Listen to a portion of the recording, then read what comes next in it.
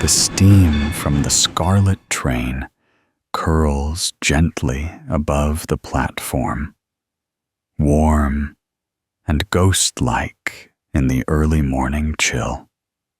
You tighten your grip on the handle of your trolley as a conductor waves students forward, the brass buttons on his coat gleaming like coins in the sun.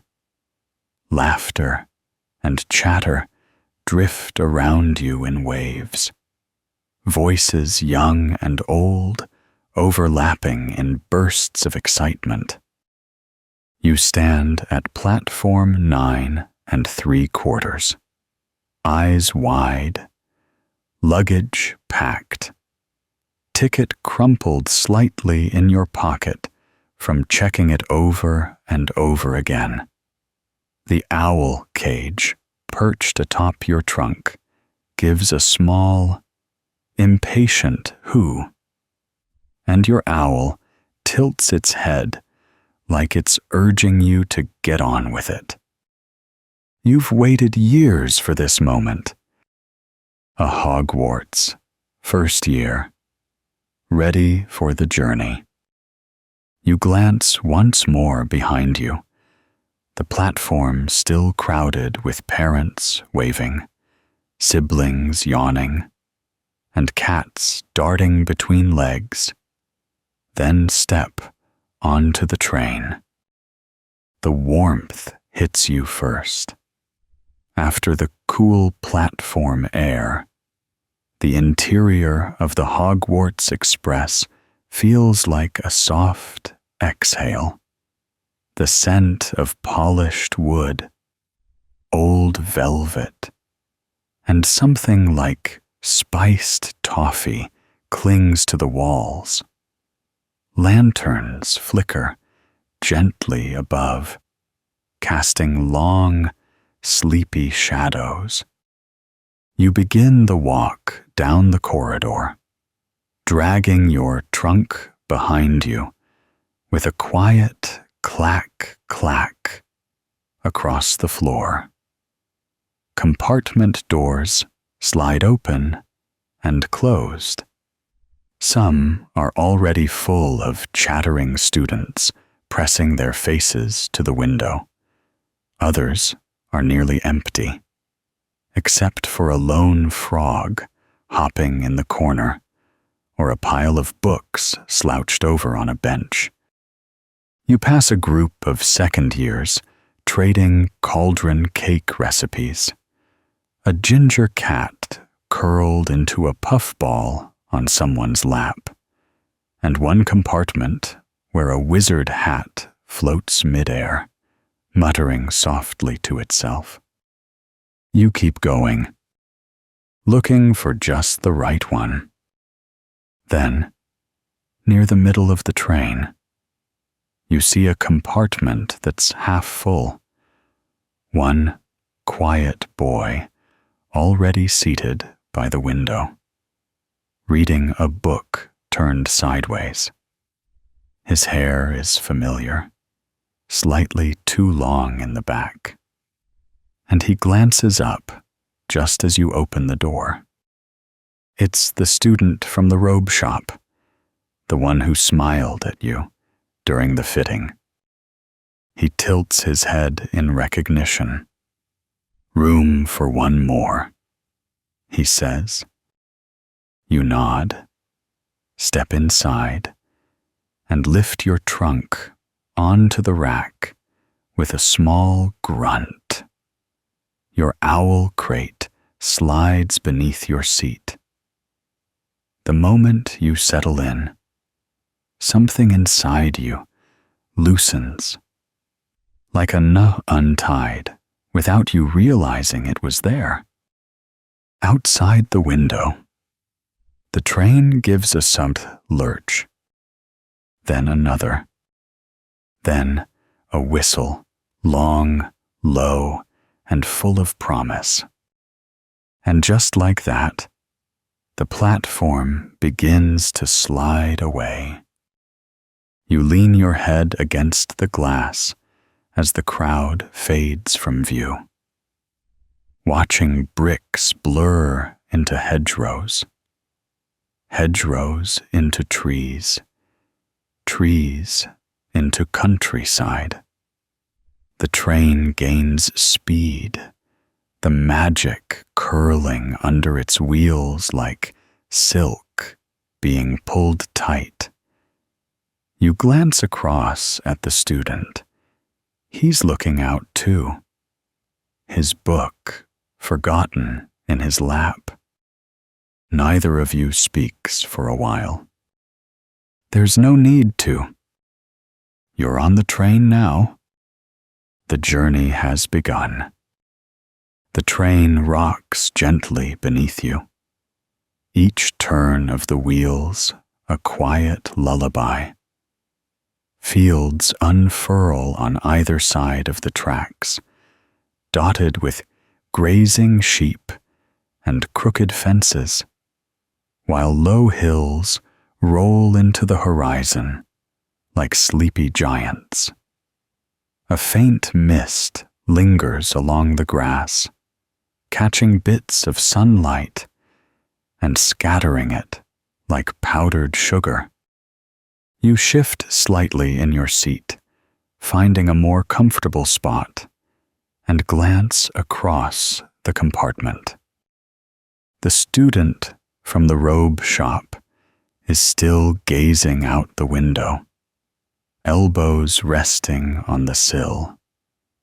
Their book lies forgotten on their lap, something thick and bound in worn red leather. You can't quite see the title, but the corners are softened with use, and a feather bookmark peeks out from the middle. They glance your way again and offer a quiet smile, the kind that needs no words. You smile back. Outside, a scarecrow waves lazily from a hill, though there's no wind to move it. You think, just for a moment, that its head might have turned ever so slightly as the train passed. Neither of you mentions it. The countryside begins to stretch wider now, trees giving way to fields of low stone walls, and the occasional puff of chimney smoke from distant cottages. The sky is a gentle blue, dappled with clouds that drift like dozing hippogriffs. You rest your chin on your hand, feeling the rhythm of the journey settle into your chest. This is real, isn't it? The other student murmurs. You nod without looking away from the window. It really is. For a while. That's all that needs to be said. The train curves gently, following the line of a quiet river. Somewhere nearby, someone opens a window, and a breeze threads through the corridor. Cool, grassy, and laced with the scent of distant fireplaces.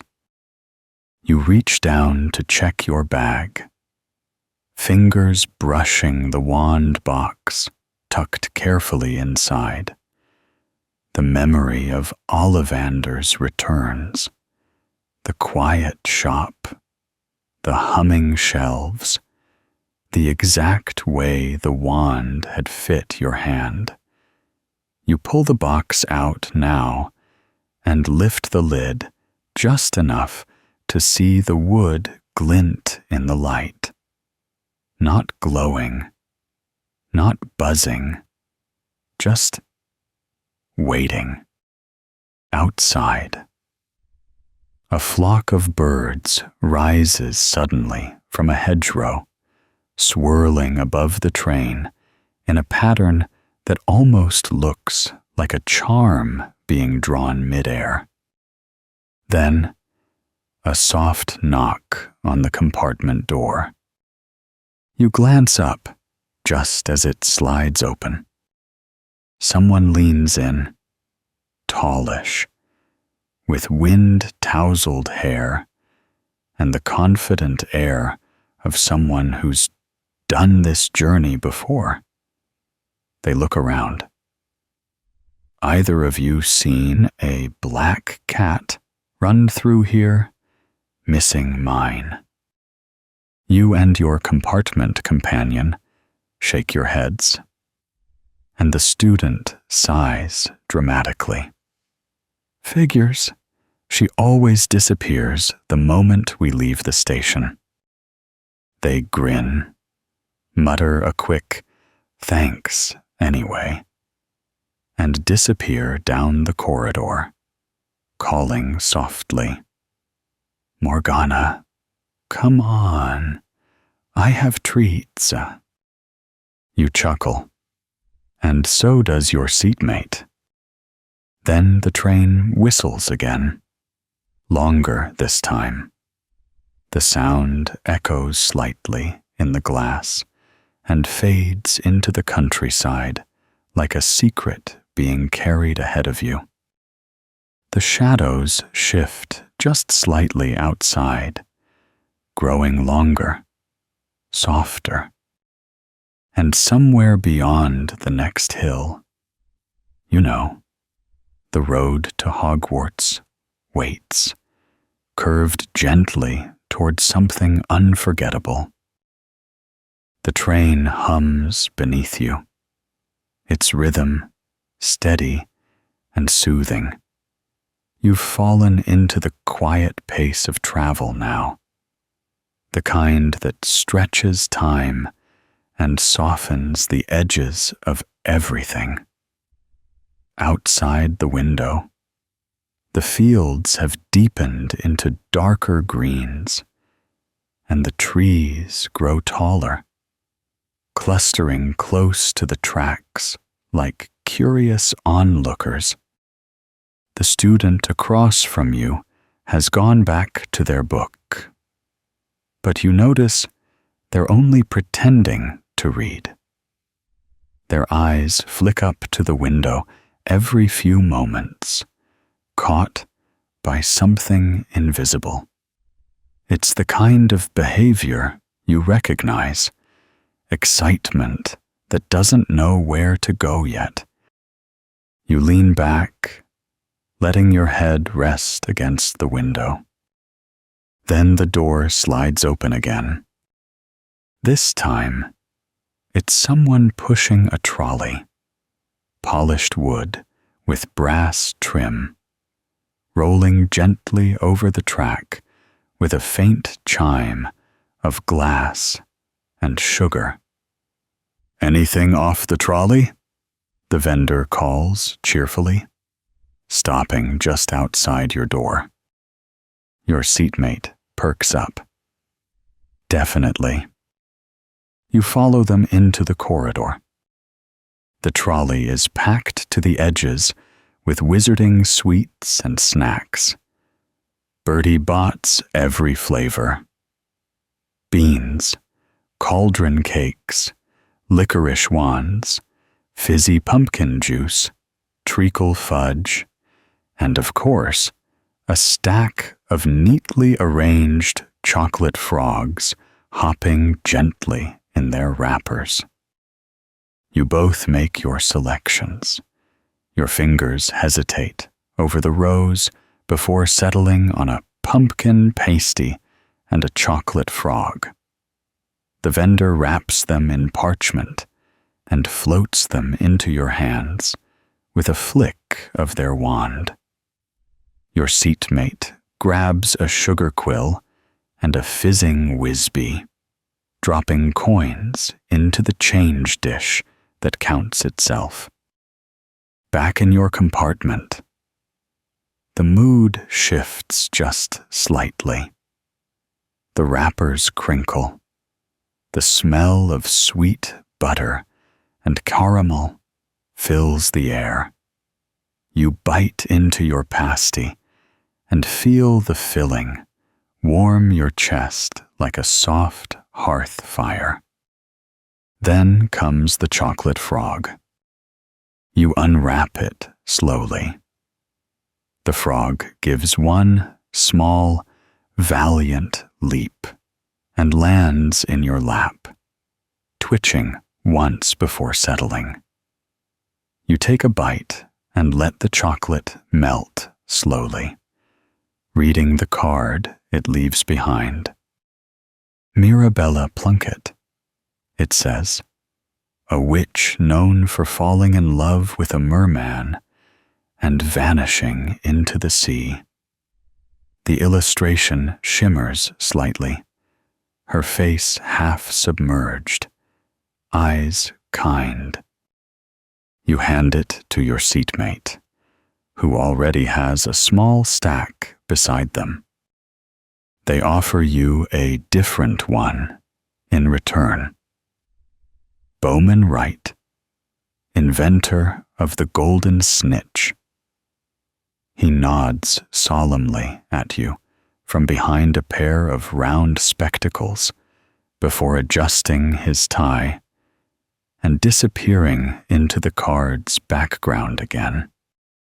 The sugar lifts your spirits just enough to make the outside scenery feel even more dreamlike.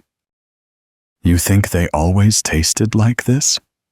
Your seatmate asks, twirling their sugar quill. Like what? Like you've eaten something made of a memory. You nod, slowly. Maybe that's the magic, you say. For a moment, everything feels softer. The train's movement, the chatter in nearby compartments, even the way your wand sits in your pocket like it's listening. And somewhere far ahead, Hogwarts continues to wait. The train continues to cut through the countryside like a spell moving through parchment. Deliberate, quiet, full of intent.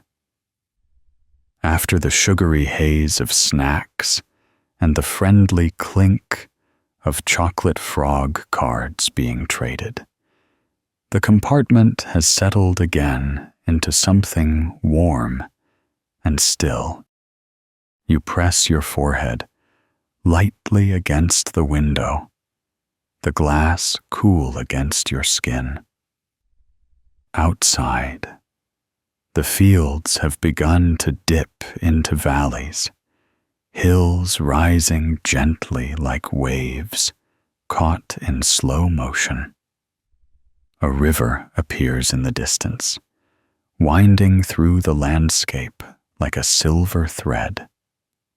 Every now and then, you pass a tiny village, rooftops clustered together like secrets being whispered in stone. Your seatmate has returned to their book, one leg tucked up on the bench, wand resting across their knee like it wandered out of their pocket and decided to stay there. The page turns occasionally, but their eyes look out the window just as often as down at the text. There's something about watching the world pass like this that's almost meditative. Even the owl in your travel crate seems to sense the rhythm now. It ruffles its feathers, gives one soft hoo, then tucks its beak under a wing and settles into sleep.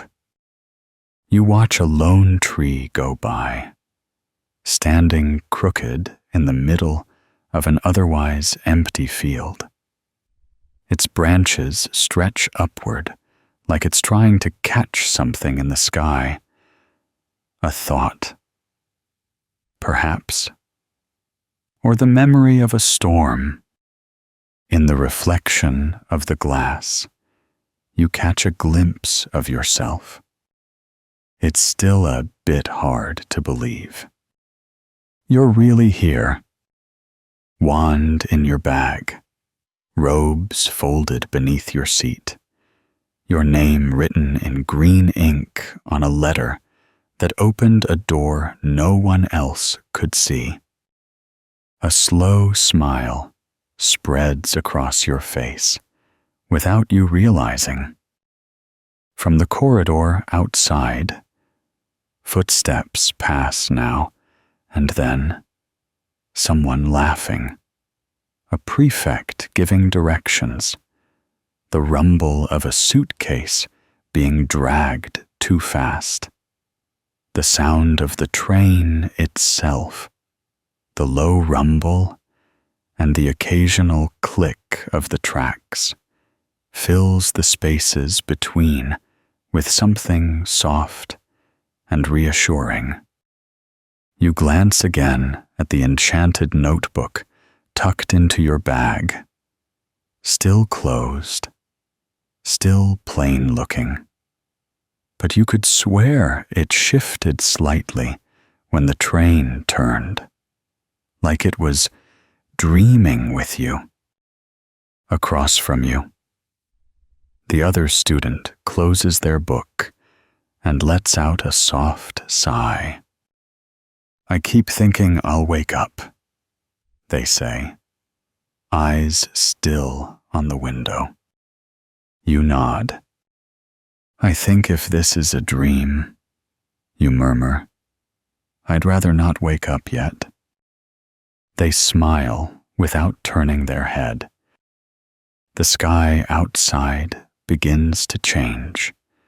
The light shifts to that in-between color. Neither day nor evening. Just the moment where time pauses and the world seems to hold its breath. The clouds are tinged with gold. The grass looks softer somehow, like the whole world is being tucked in. And somewhere far beyond the horizon, you know, towers are waiting, with glowing windows, and hallways you've never walked, but will soon know by heart.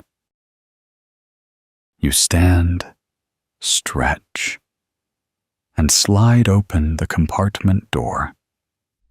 The corridor outside is just as softly lit as before, the lanterns casting warm halos along the polished walls. It seems like a good time to explore, to let your legs carry you further than your thoughts. Your seatmate offers a small nod without asking where you're going. It feels understood, this quiet curiosity, this gentle restlessness that asks for movement. You wander slowly. Other compartments pass in a blur. Some are filled with students swapping stories, showing off their wands, or letting enchanted objects perform tiny tricks. You pass a compartment where a group is playing a game of exploding snap, cautiously, judging by the way one card lets off a polite puff of smoke. Another group has turned their space into a pillow fort with an impressive number of floating cushions. You smile. The train hums steadily beneath your feet, a rhythm you've come to trust. You rest your hand briefly on the wall as you pass, fingers trailing along the wood grain, almost like it's breathing. Farther down, things grow quieter. The chatter fades. You pass an empty carriage with the door slightly ajar. Inside, sunlight filters through the window, catching dust motes in midair, turning them into stars. A forgotten quill floats lazily above the bench, bobbing as if trying to remember its purpose. You keep going. Eventually, you reach the very end of the corridor, the last car before the luggage section. There's a wide observation window here, and you pause to look out. The view is breathtaking, the train curving through a valley now, forest rising on both sides, thick and green and ancient looking. The trees seem to lean toward the tracks, as if curious who rides within. Then, from just behind you, a soft meow. You turn. Perched near your feet is a black cat with one white paw and very large eyes. It blinks up at you. You must be Morgana, you murmur. She meows again, as if to confirm, and then promptly turns and trots down the hall, tail high in the air. You hear a distant voice call her name, fading around a corner. She pauses to glance back at you once before disappearing altogether. You watch her go, and then, almost on impulse, you open the door to the next carriage. It's quieter here. The walls are lined with old trunks stacked like puzzle pieces, enchanted cages that chirp softly, and crates stamped with faded Hogwarts crests. This part of the train smells different, like old parchment, and worn leather, and a whisper of dust that's somehow comforting. You're about to turn back when something catches your eye. A narrow door at the far end of the luggage car, barely noticeable, slightly ajar. It wasn't on any map, wasn't mentioned by anyone. But it's there, waiting. You hesitate for a heartbeat, then step closer. The narrow door creaks softly as you open it, the sound barely louder than the whisper of your breath. It swings inward with surprising ease, revealing a small room tucked behind the luggage car.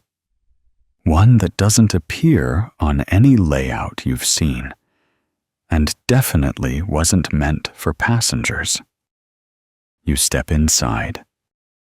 It's dim at first, but the space seems to sense your presence.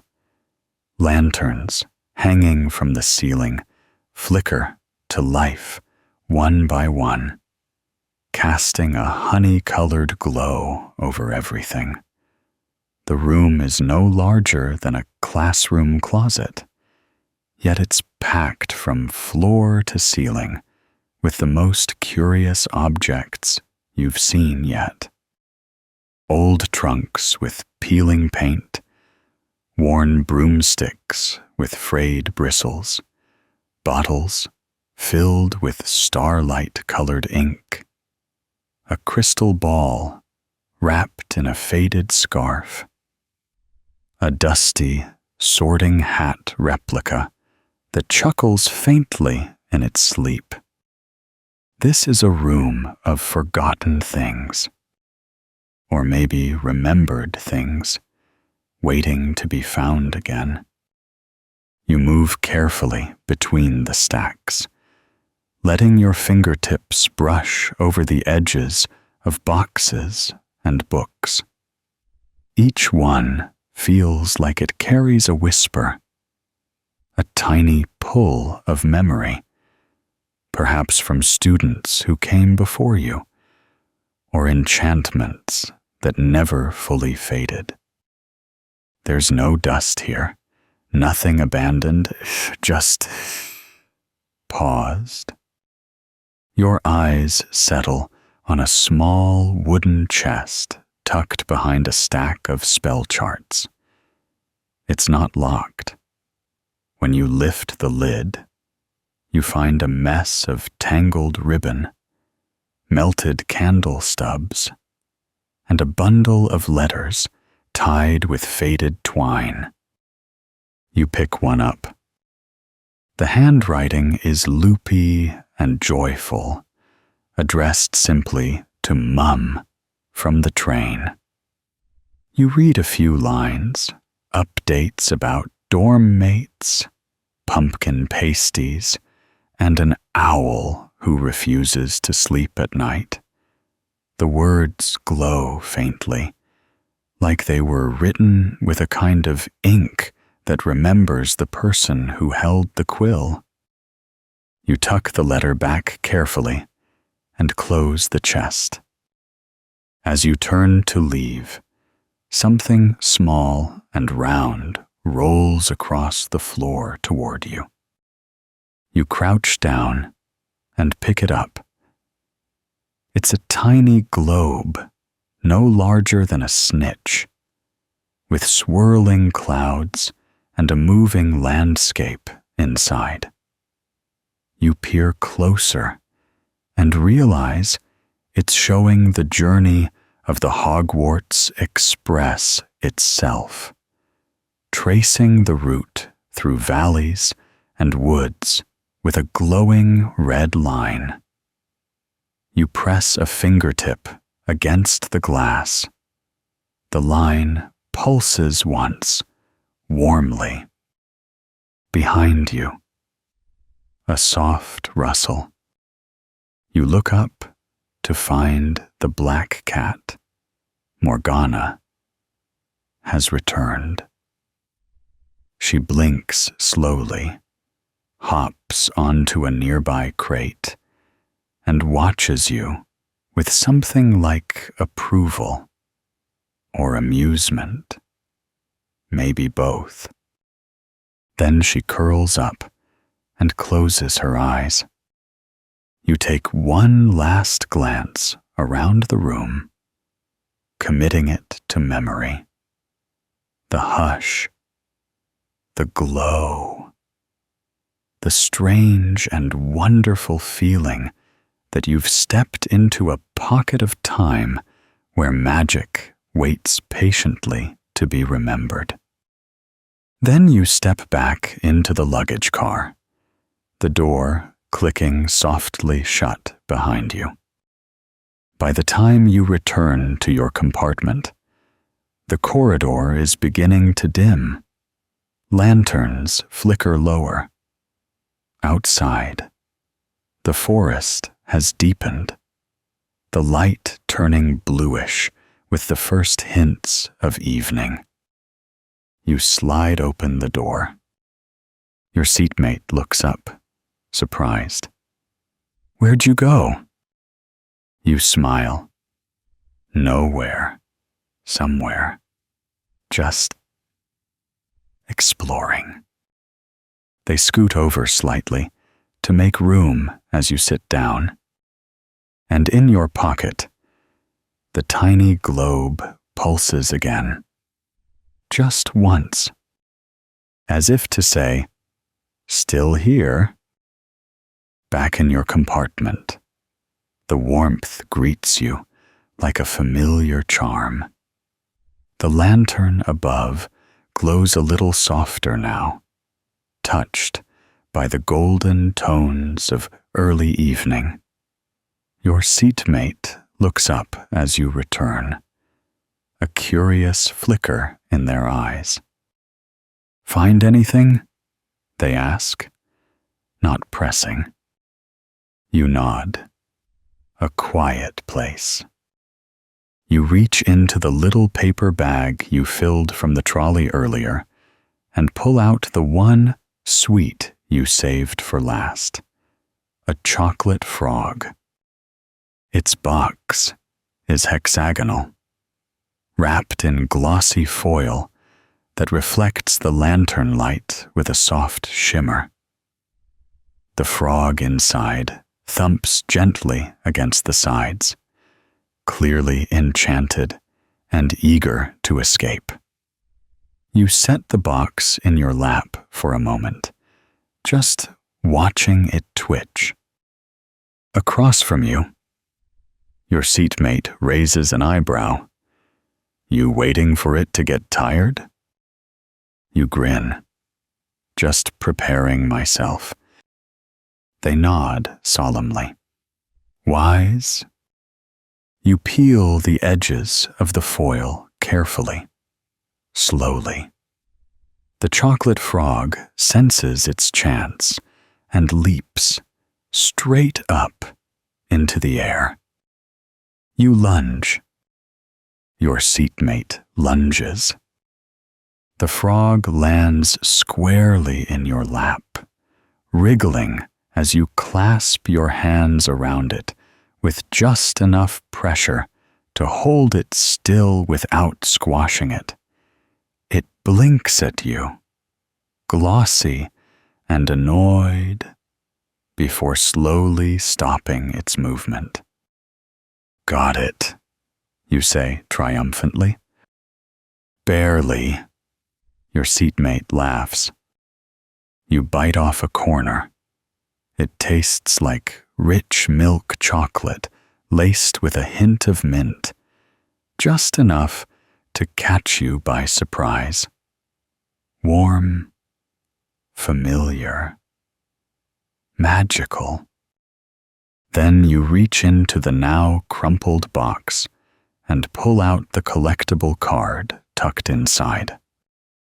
You expect a famous witch or wizard, maybe Dumbledore or one of the founders. But instead, the face looking back at you is unfamiliar. A woman in dark blue robes, her hair pinned in a constellation pattern across the back of her head.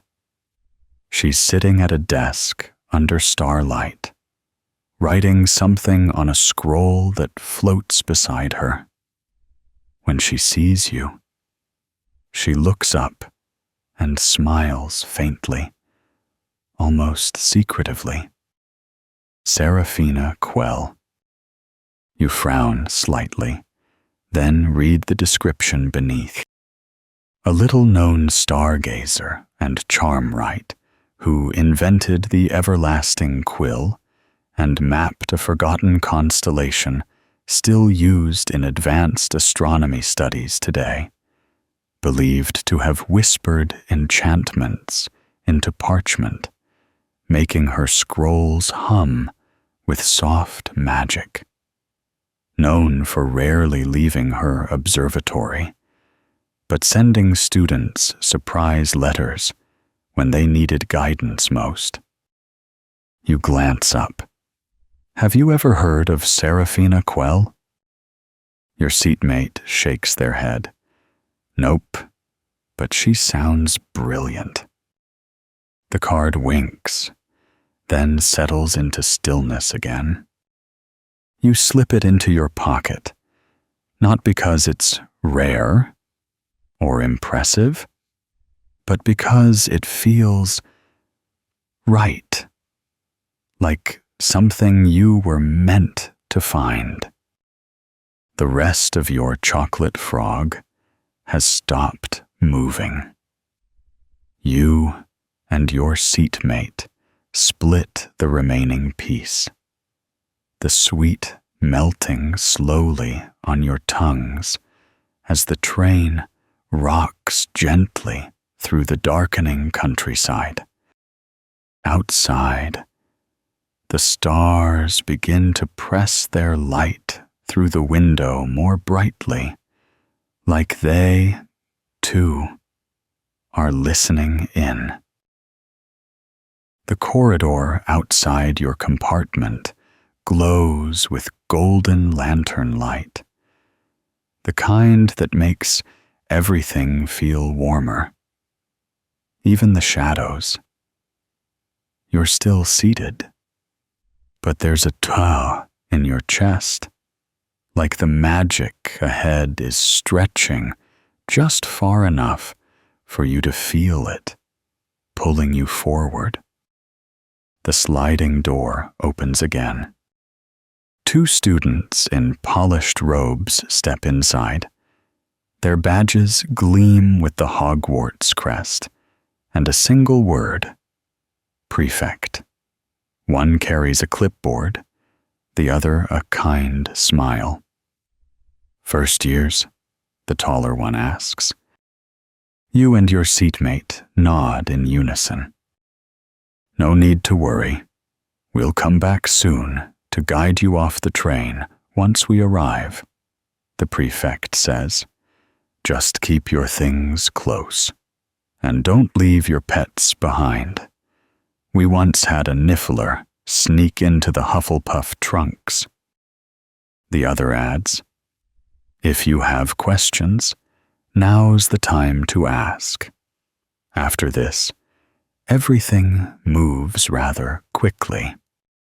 You exchange a glance with the student beside you, both unsure what to ask first. So much of what you want to know is too large for a sentence.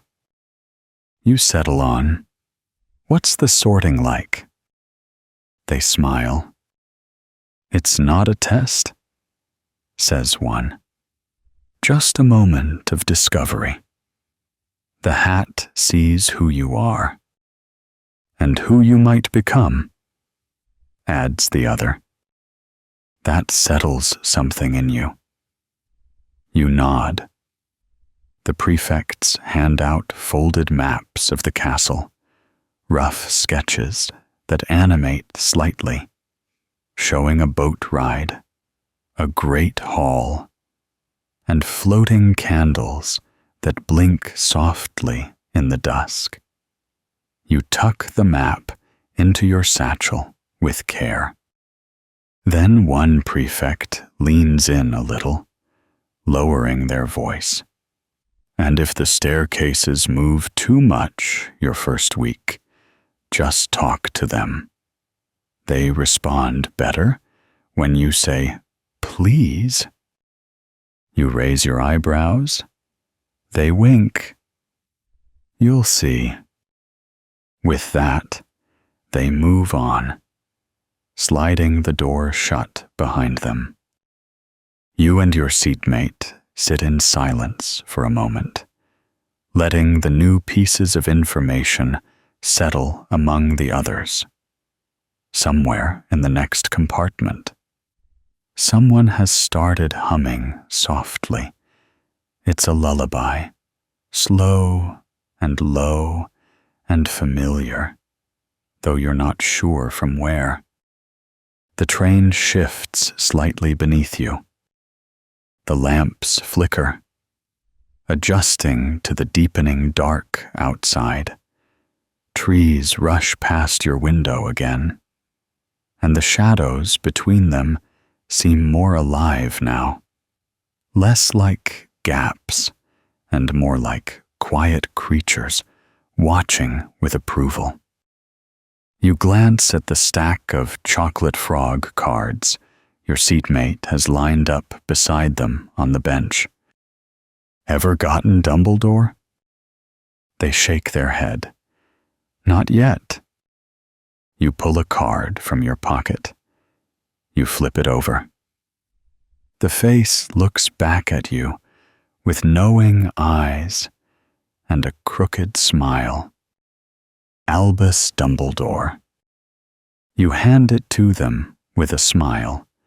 "Now you have." They laugh softly and tuck the card into the fold of their book. Outside, the first stars begin to peek through the fading light. The glass reflects your face again, changed, just a little, calmer, more real. And the train moves on, its wheels whispering to the earth. Almost there. You rise from your seat again, the hush of the train gently calling you back into its corridors. The sky outside has dipped into full twilight, stars beginning to gather in clusters, their light reflected in the windows as you walk. Something pulls at you, not loudly, not urgently, just a soft nudge from your own curiosity. You pass familiar compartments, students chatting, trading sweets, reading under floating lamps. But then, just past the middle of the train, you notice a door that looks slightly older than the others, its brass handle dulled with age, its wood carved with faint swirling patterns. You pause, then gently slide it open. The compartment is empty, or so it seems. You step inside. It smells different in here, like old parchment, candle wax, and something warm, like cinnamon mixed with thyme. The lanterns in this compartment burn lower, and their glow dances softly across the seats. The air feels heavier, quieter, but not in a bad way, more like a library late at night, after everyone else has gone to bed. As you sit, you notice the windows have changed. These don't show the forest rushing by. Instead, they shimmer faintly, like glass that remembers things. Then a voice begins to speak. Not loudly, not even aloud. Exactly. It slides gently into your ears, like a story someone is telling, directly into your dreams. A long time ago, before the lake was even named, a castle was built where 4 great minds once gathered. So you turn your head, but there's no source. Then one of the windows flickers, just slightly, and an image appears, painted in light and movement. 4 figures walking across an open field. Their robes are unfamiliar, older, their expressions serious but kind. You recognize them, of course. The founders, Godric, Helga, Rowena, Salazar. But they don't look like statues or portraits. They look like memories. The story continues, woven into the stillness around you. They did not always agree, but they all believed in the same thing, that learning could be magic, and magic could be for everyone. As the images shift, you lean forward. Books unfold in midair. A room reshapes itself to fit a student's need. A wand sparks for the first time in someone's trembling hand. A house elf plants a seed that blooms into the first enchanted tree in the forbidden forest. You sit motionless, not out of fear, out of wonder. Then the window fades, and the compartment grows still again. A quiet hum lingers in the walls. You wonder if it was a charm left behind by a former student, or maybe something the train itself remembers. Either way, it feels sacred, a soft, living memory that you were allowed to witness for just a little while. You rise slowly, not wanting to disturb the air too much, and quietly continue your journey. The air feels cooler now, but not cold, just expectant. You head toward the rear of the train, past the familiar compartments, until you reach a place that seems slightly different. A paneled door with a heavy, old-fashioned handle. No sign, no label, just a feeling. You push it open and step into what must be the luggage car. But this is no ordinary pile of trunks. It's a world unto itself. Stacks of enchanted suitcases stretch to the ceiling. Some are humming faintly. Others are whispering to themselves. You spot a hat box that sneezes glitter, and a broom leaning idly against a wall, tapping its handle like it's itching for a race. In the far corner, something that looks like a cage rattles once, then sighs, and goes still. It's quiet, but not empty. There's a sense of presence here, like the belongings themselves are aware, waiting for their owners to open them again in a place where magic breathes freer. As you weave through the maze of trunks and crates, something catches your eye. A thin stream of soft light spills from behind a teetering pile of musical instrument cases. It's too deliberate to be accidental. You follow it. Tucked behind the stack is another door. This one is small, barely tall enough for you to fit through without ducking.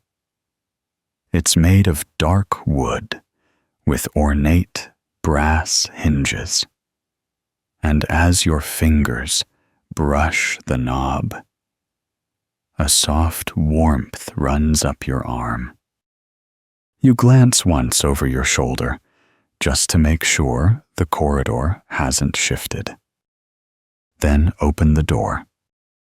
What's inside isn't a compartment at all. It's a small, circular room with curved walls lined in mismatched bookshelves and floating candlelight. A worn armchair rests in the middle beside a squat table holding an open book, a teacup, and a ticking clock with no hands. The air smells like paper and peppermint. But what draws your eye most is the mural across the ceiling. A swirling map of the train's journey. Valleys, tunnels, bridges, and forests. all painted in moving light, showing where you've been and where you're going. A glowing dot pulses gently along the path. You sit, just for a moment, in the armchair that feels like it knew you were coming. A scroll floats off a shelf and unrolls beside you. Its heading reads, "Echoes Left Behind by Curious Passengers." You read a few entries. They're not names. They're memories. One from a student who first saw the stars through this very window. One from someone who wrote their first spell here. One from a student who, years ago, sat in this room alone and realized, for the first time, they weren't afraid anymore. You close the scroll gently and return it to its place. Then you sit in silence, just breathing, listening to the gentle sound of a teacup shifting slightly on its saucer, watching the glowing dot move slowly northward toward the castle. After a while, you rise, step back through the hidden door, and rejoin the quiet magic of the train. You return to your compartment with a kind of stillness inside you, like you've just walked out of a dream that knew your name. The door slides shut behind you with a soft thud. Your seatmate has woken while you were gone. They stretch lazily, rubbing their eyes with the back of their sleeve. You have a habit of wandering, they murmur, not unkindly. You smile and nod. The train keeps offering things. I think it wants us to see more than just trees and snacks. They raise an eyebrow. What did it show you this time? You shake your head, not because you don't want to say, but because some things are better kept like spells, folded softly between the lines of memory and silence. Outside the window, the night has deepened. The stars above are no longer pinpricks of light.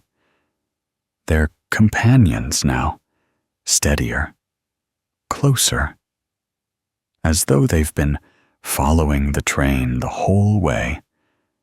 The forest that lines the tracks feels older too, not menacing, just wise, watching, listening. A tap against the glass breaks the quiet. You and your seatmate lean in. There, hovering just outside the window, is a paper bird, folded expertly. Its wings flutter as if caught in wind. Though none exists, its body glows faintly blue, as though lit from within. Is it for us? Your companion whispers. You unlatch the window, and the bird flutters in, landing softly on your lap. The second it touches your robes, it unfolds itself, stretching into a square of parchment. Ink flows across it like a quill mid-thought. To the one who keeps walking, the train remembers every footstep. Below the message is a tiny, sketched map of the Hogwarts Express. A star marks your current compartment. Another faint dot pulses 2 cars ahead. You look at your seatmate. They're already getting up. You follow. This new space is different still. It looks like an ordinary compartment. 2 benches, 1 window, the usual lantern glow. But the second you step inside, the window darkens, and the air shifts. You're no longer looking outside. You're looking backward, at a memory that doesn't quite belong to you. The glass shimmers, and a scene appears, a compartment, this very one. Years ago, a trio of students laughing, one balancing 3 Bertie Bott's beans on the tip of a wand, another reading aloud from a textbook and mispronouncing every 3rd word on purpose, the 3rd resting their head on the windowsill, mouthing the names of constellations as they pass. You stand perfectly still, watching. The memory flickers, fades, reshapes. Another group appears, older. One student holding a worn diary, another crying quietly as they fold a letter into their coat, the 3rd whispering, "You're not alone, even when you feel it," again and again, like it's a protective charm. Then the window goes still. Your reflection returns, softened by what you've seen. Your seatmate is quiet beside you. Then they speak, their voice barely above a breath. The train carries more than people. You nod. It carries stories. It carries us. Together, you return to your compartment. The owl in your crate stirs, blinking as if it, too, just came back from somewhere distant. You sit again, and the train keeps going, its wheels tracing lines, not just across the countryside, but across time. You sit quietly now, hands folded in your lap, your heart slowing to match the rhythm of the train. Outside the window, the trees part every now and then, revealing glimpses of moonlit hills and still lakes that mirror the stars above. The memories from the previous compartment linger in your thoughts. You're not sure whether they were echoes of real people, illusions woven into the glass, or something the train created just for you. Maybe all of the above.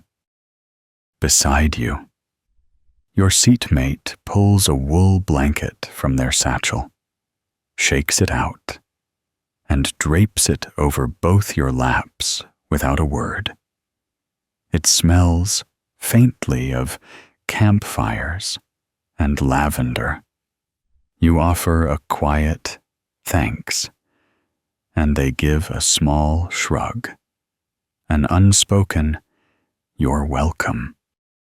Your owl rustles in its crate, stretches a wing, then tucks it again.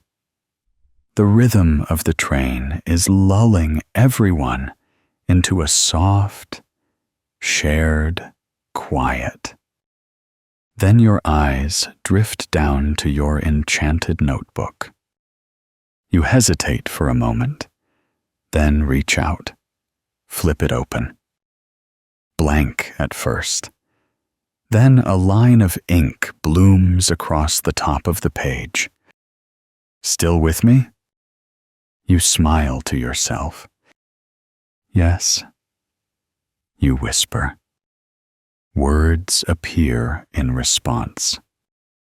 Almost there, but not yet. A pause. Then another line. Would you like a story? You blink, then nod. The ink spills across the page like a spell unfolding.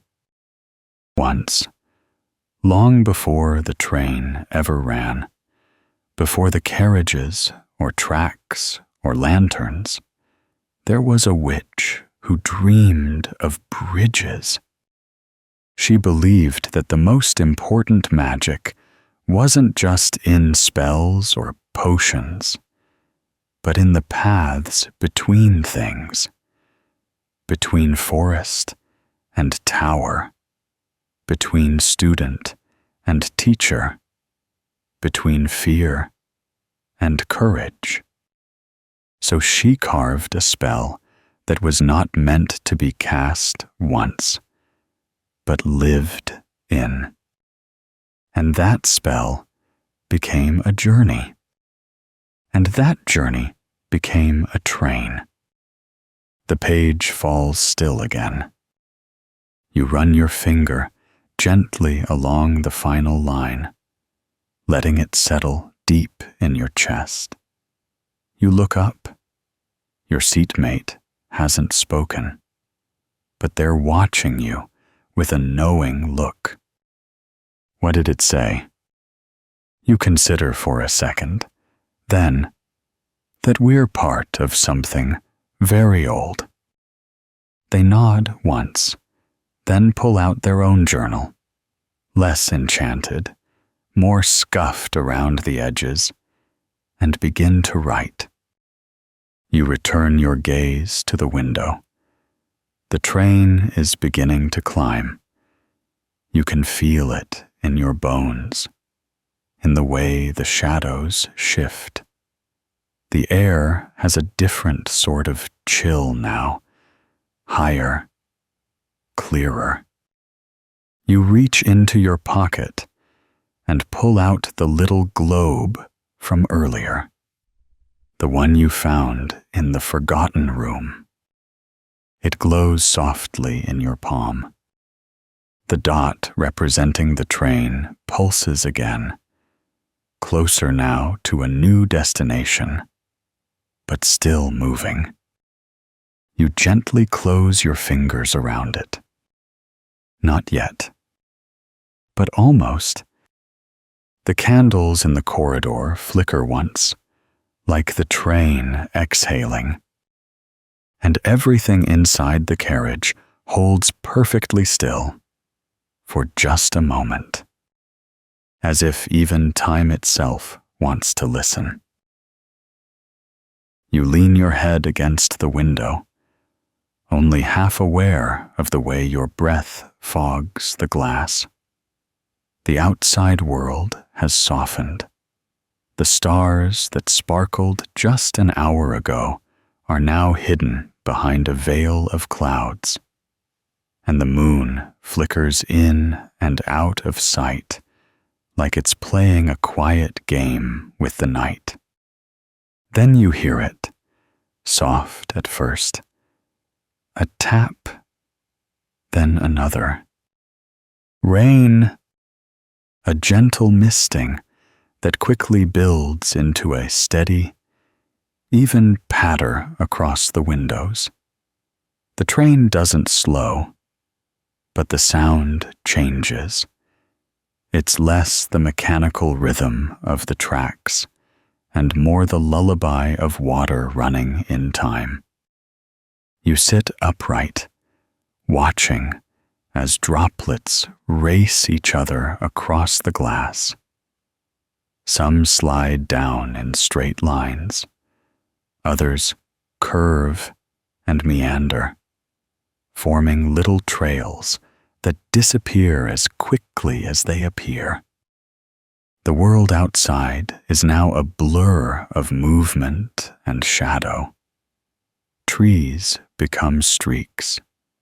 Hills dissolve. The lake you saw earlier, gone, replaced by mist and motion. Inside, the rain casts a sleepy spell. Your seatmate has gone quiet too. They watch the window the way you do, shoulders still, gaze unfocused. The light from the lantern above glows more warmly now, casting golden reflections onto the wet glass. Your compartment feels like a snow globe that's been turned upside down and set gently back onto the shelf. The sound of rain is everywhere, steady, soft, rhythmic. You open your enchanted notebook again and write a single word: rain. For a moment, nothing happens. Then, a reply.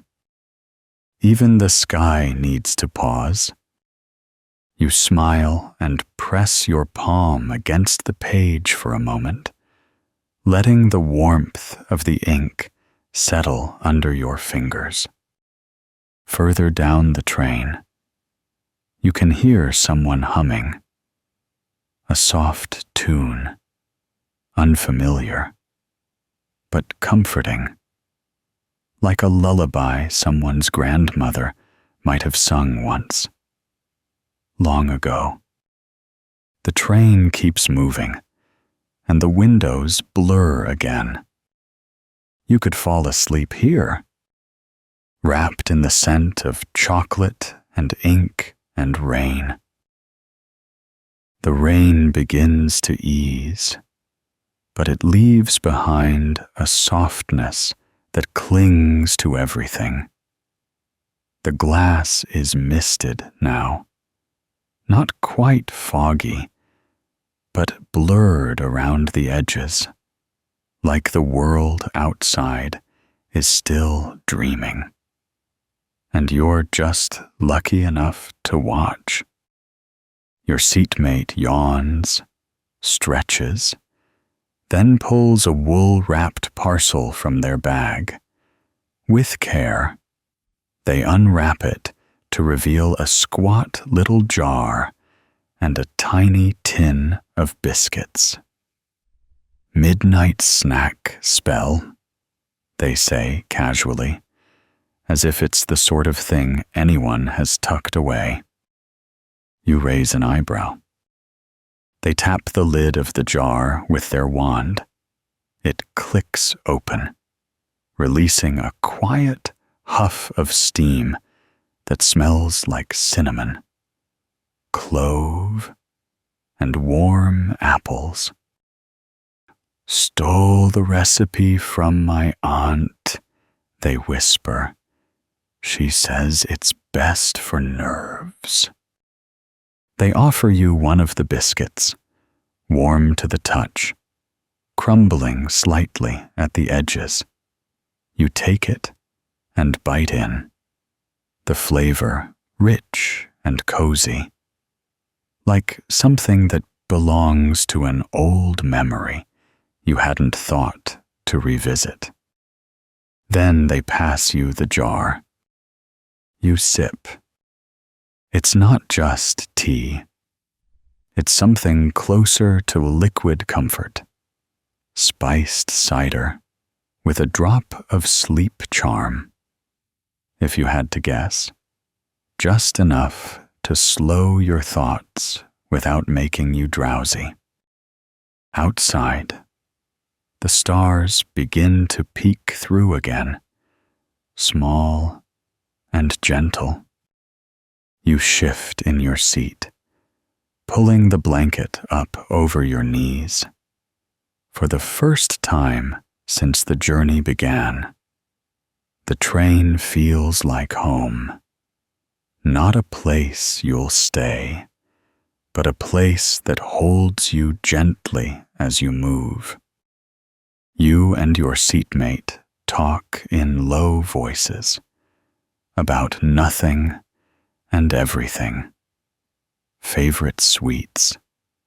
How nervous you are about classes. The houses you wonder about. They admit they've packed 3 extra pairs of socks, just in case the castle ghosts steal laundry.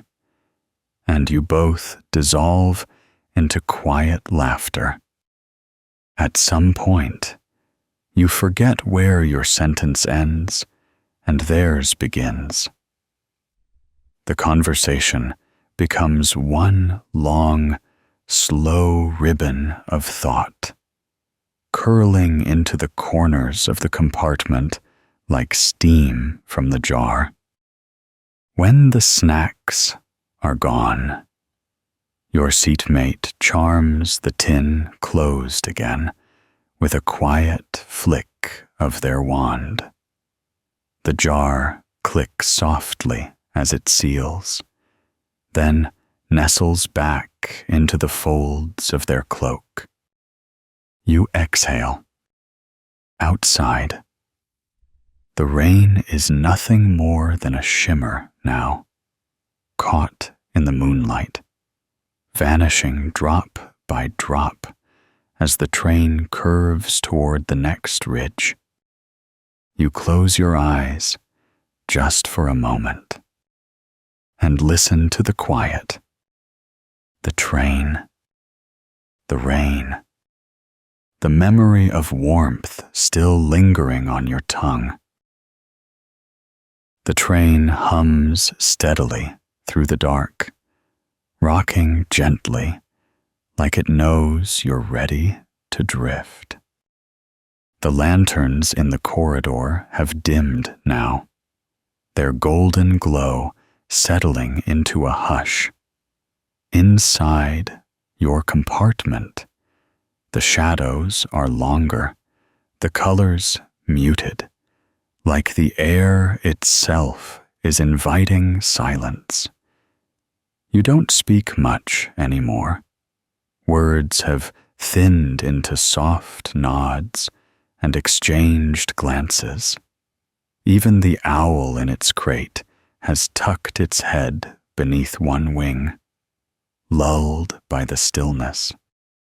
You reach for your enchanted notebook one last time tonight, opening to a fresh page. Before you can write a word, the ink begins to form.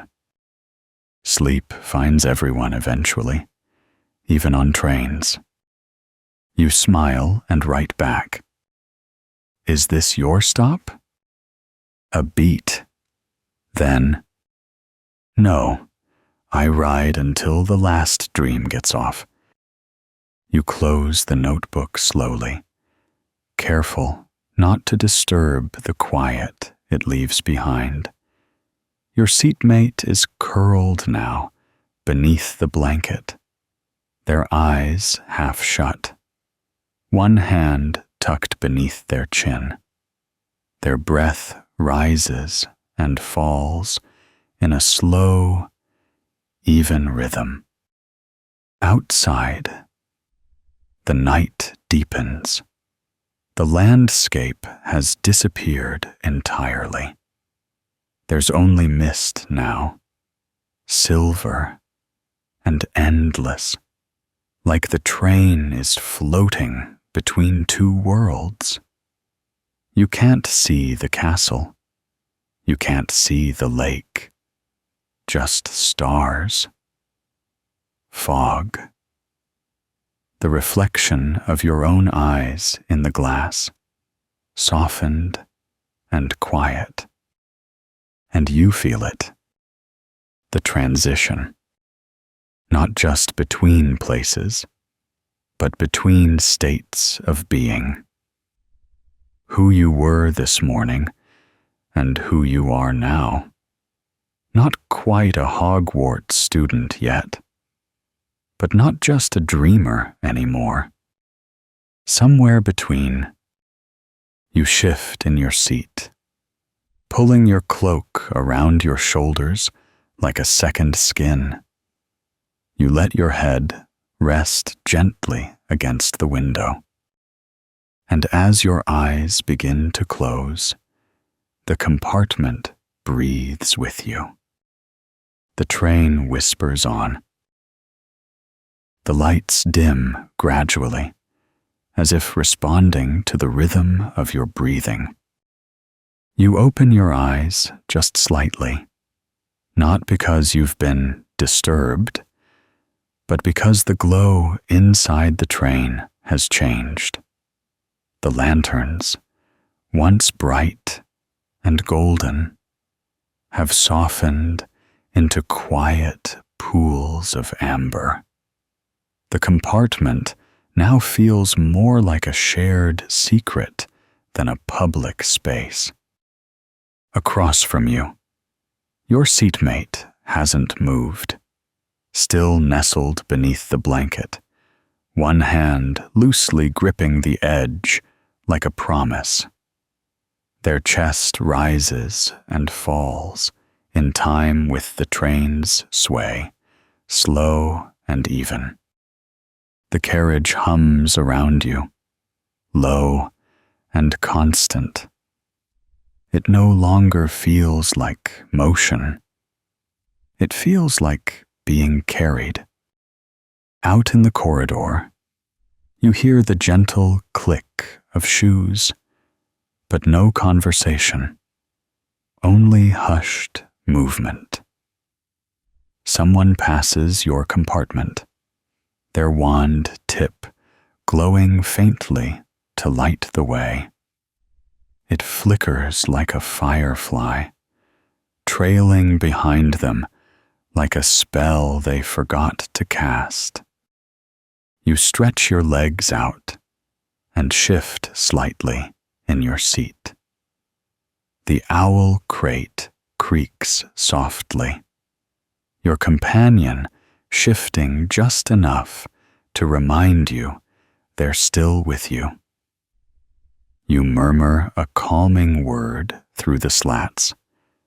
The owl rustles, then settles again, trusting you to take care of what comes next. You glance outside. The mist is thicker now. It drapes the landscape like a blanket, wrapping around every branch and hill, smudging the outlines of the world. You can't see the stars anymore, not even the moon.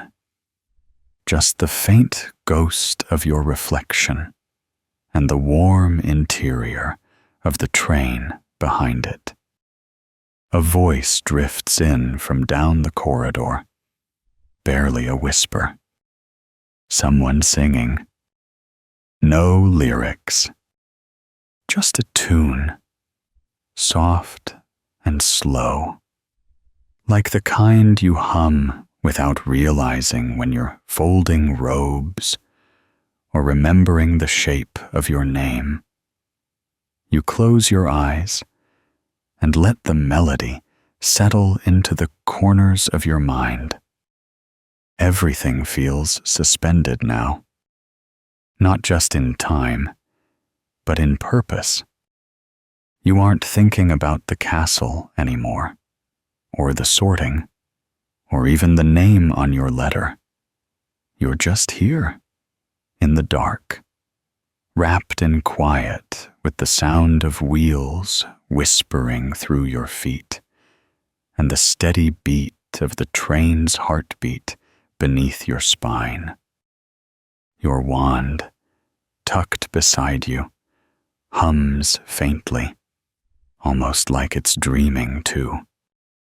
And as the train dips slightly into another gentle curve, the lantern nearest you dims again, just a little, as if it, too, is starting to close its eyes.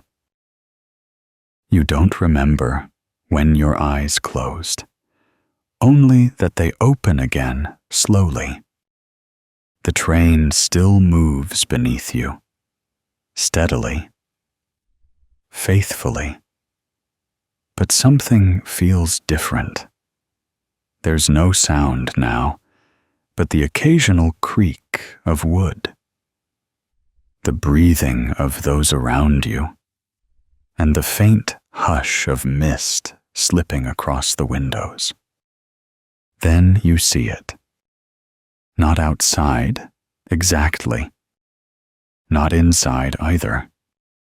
It's in the window, a shimmer, like fog catching the light in a particular way. And in it, a shape begins to form.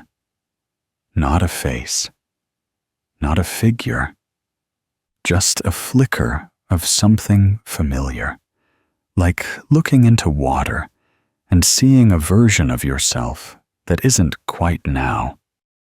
You lean forward, blinking. The shimmer grows clearer. At first, it looks like another reflection, but then you realize it's a memory, and not one you expected. The image moves slowly, like a charm cast in reverse. There's a younger version of you, standing alone in your room at home, wandless still, holding your Hogwarts letter like it might disappear if you looked away. You remember the exact feeling, the weight of disbelief and wonder braided together. The scene lingers, then changes. You're at the breakfast table the day after your letter came. Someone is laughing, maybe a cousin, maybe a friend of the family.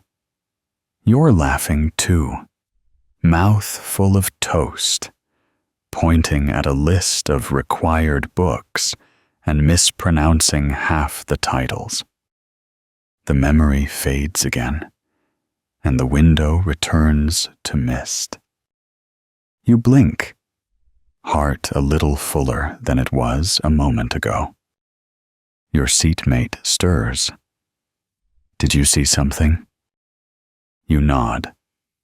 A piece of something I'd forgotten. They give a sleepy smile. Good piece? The kind you don't know you needed back until it's there. They stretch and glance at the window, now blank once again. The notebook in your bag shifts slightly. You open it on instinct. A single sentence writes itself across the page in small, neat handwriting. The train doesn't show you what you've forgotten. It shows you what remembers you. You sit with that for a moment, your fingers resting gently on the open page. Outside, the mist begins to thin, not fully, but just enough to see glimpses of forest again. Low hills, trees with silver edges, the shape of a river. The world is slowly coming back, but you feel no rush. Your memories are not behind you, and Hogwarts is not ahead of you. They are both with you. The train hums its steady tune. You watch the window for a little longer, just in case it has something else to say. You hear it before you see it. A subtle shift in the sound beneath the train. The whisper of wheels on track grows deeper, fuller. Like the spell propelling the engine is humming in a different key. You sit up, spine tingling with quiet alertness. Your seatmate is already peering through the window, breath fogging the glass. "I think we're close," they murmur. You nod. You feel it too. The mist outside has nearly cleared. What remains clings low to the ground in long ribbons, weaving through the dark silhouettes of trees that now part like curtains. Beyond them, rising in the distance, glowing with soft golden fire, Hogwarts Castle. It appears without warning. No grand reveal, no musical crescendo, just there, as if it always was, perched on the edge of the cliff, its turrets glowing with torchlight, its windows flickering like stars fallen to earth. The towers reach into the sky as if trying to remember the constellations they once belonged to. Your breath catches. All this time, through the shopping, the wand choosing, the sweets and stories and slow motion memories, you imagined what it would look like. But imagination was only a whisper compared to this. This is real. You and your seatmate exchange a look. No words. Just a shared understanding that this is the moment you'll both carry forever. The first time Hogwarts rose into view through the train window. The lanterns inside the compartment flicker slightly, as if bowing in reverence to the sight outside. Ahead, the train begins to slow. The whistle sounds, not loud, not jarring, just one long, low note, like a deep breath being released across the hills. Outside, the station comes into view. A long platform, lanterns hanging from curved iron posts, shadows of figures waiting in dark cloaks, their faces mostly hidden beneath hoods and hats. One of them, taller than the rest, holds a lantern the size of a dinner plate. You know who it is? Every student does, even if they've never met him. The keeper of keys. The caretaker of first impressions. The person who will guide you from this train to the boats below the castle. The train rolls to a gentle stop. Steam hisses upward from beneath the wheels, and the door nearest your compartment clanks softly open. Voices rise in murmurs and rustling footsteps, trunks dragged, owls hooting, whispers of "look at it" and "we're here" swirl in the night air. You and your seatmate gather your things slowly. No one rushes. Not now. Everyone knows this moment deserves its own pace. You reach for your wand, double-check your bag, and lift the owl crate with steady hands. Then you step out of the compartment, into the corridor, and from there, into the open night. The platform smells like damp stone, wood smoke, and something faintly floral that lingers like a forgotten spell. Above you, Hogwarts waits. And below, the boats rock gently on the lake's edge, each one ready to carry a new story across the water. The lake glimmers like ink under starlight, still and vast and impossibly smooth. Its surface reflects the castle above like a whispered echo, golden lights rippling in the black water. The towers doubled and softened in their mirrored forms. You stand at the edge of the dock with the other first years, your breath curling into the cool night air. The owl crate is tucked securely under your arm. Your seatmate stands beside you, eyes wide, lips parted slightly, not speaking, just feeling. 4 to a boat, comes the familiar voice, booming gently across the water. You follow the others, stepping carefully into a low wooden boat that rocks once under your weight, then steadies.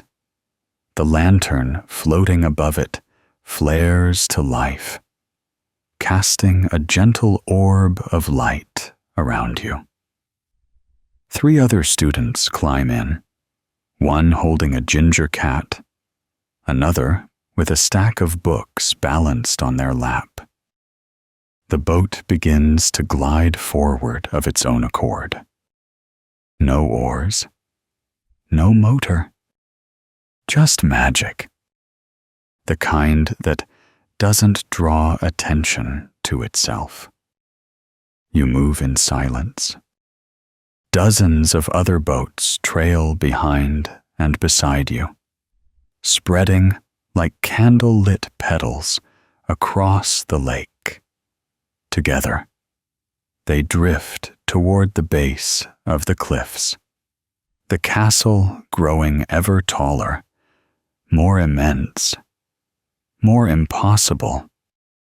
You glance over the edge of the boat and see fish glowing faintly beneath the surface, long, elegant shadows swimming just beneath the reflection of the stars. One brushes against the bottom of the boat, sending out tiny ripples that lap softly against the wood. Above you, the sky is velvet black, speckled with stars so clear they feel close enough to touch. A shooting star arcs once across the night, disappearing behind one of the castle turrets. Someone gasps. No one speaks. Words would only shrink the moment. As the boats near the cliffs, a hidden entrance reveals itself. A wide, arched tunnel carved directly into the rock, flickering with torchlight. The boats slip into the passage one by one, the sound of the lake echoing in gentle waves against the stone. Your boat is the last to enter. The glow from the castle fades briefly behind you, replaced by the warm orange light of torches mounted high along the tunnel walls. The reflections dance across the water like fire spells performed in secret. You feel the temperature shift, cooler here, but safe. The tunnel is quiet, reverent. And then, just as you begin to wonder where it leads, the tunnel opens. The cavern is vast and domed, and directly ahead, another dock waits. This one, smaller, tucked beneath a tall stone stairway carved into the cliffside. The boats slow, then bump gently against the wood. You step out, careful not to rock the others, and plant your boots on the dock. Solid, real.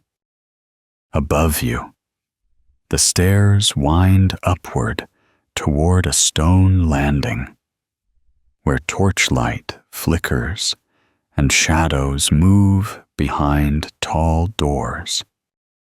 Your owl stirs in its crate. Your seatmate exhales beside you. And together, you climb. Each footstep echoes upward, higher and higher, until the tunnel opens onto a stone terrace perched above the lake.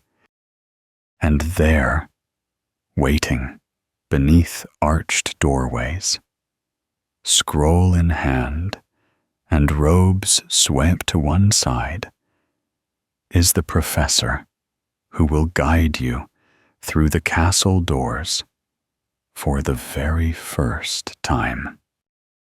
They raise their head, their eyes meet yours, and without speaking, you understand. This is it.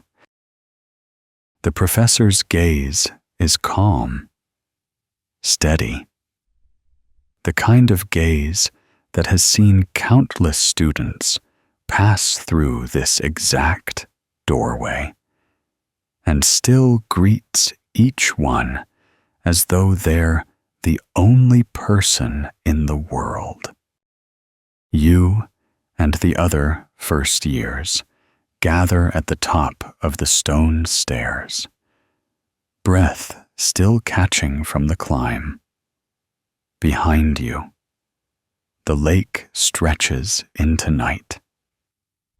Before you, a massive pair of oak doors towers overhead, carved with runes worn smooth by centuries of touch and time. "Welcome," the professor says softly.